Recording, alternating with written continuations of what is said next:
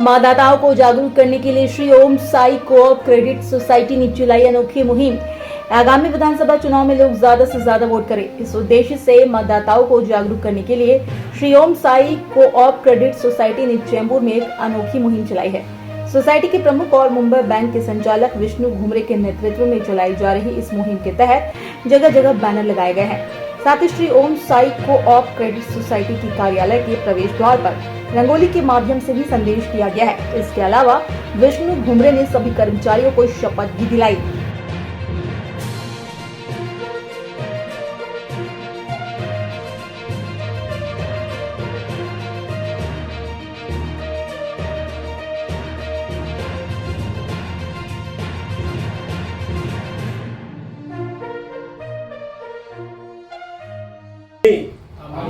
भारताचे नागरिक लोकशाहीवर निष्ठा ठेवून याद्वारे प्रतिज्ञा करतो की आपल्या देशाच्या लोकशाही परंपराचे जतन करू आणि मुक्त निपक्षपाती व शांततापूर्ण वातावरणातील निवडणुकीचे पवित्र राखू व विधानसभा सार्वत्रिक निवडणुकीत बुधवार दिनांक 20 नोव्हेंबर 2024 रोजी निर्भयपणे तसेच धर्म वंश जात समाज भाषा यांच्या विचारांच्या प्रभावाखाली न येता किंवा कोणत्याही प्रलोभनास बळी न पडता मतदान करू आम्ही असे शपथ घेतो। माझं नाव विष्णू घुमरे, मी दी म्युनिसिपल कोऑपरेटिव्ह बँकेवर संचालक आहे व मुंबई जिल्हा मध्यवर्ती सहकारी बँकेत संचालक आहे आणि या श्री ओम साई कोऑपरेटिव्ह सोसायटीमध्ये मी सदस्य आहे। आणि मतदान जनजागृती अभियान विधानसभा सार्वत्रिक निवडणूक 2024 बुधवारी 20/11/2024 रोजी मतदान होणार आहे। मी या विभागातील आणि या भारतातल्या नागरिकांना सर्वांना आवाहन करेल की आपण सर्वांनी 100% बाहेर निघून मतदान करावं आणि आपला मतदानाचा अधिकार दाखवावा। एवढंच मी नागरिकांना आवाहन करतो आणि आपला हक्क आपण बजवायचा आहे।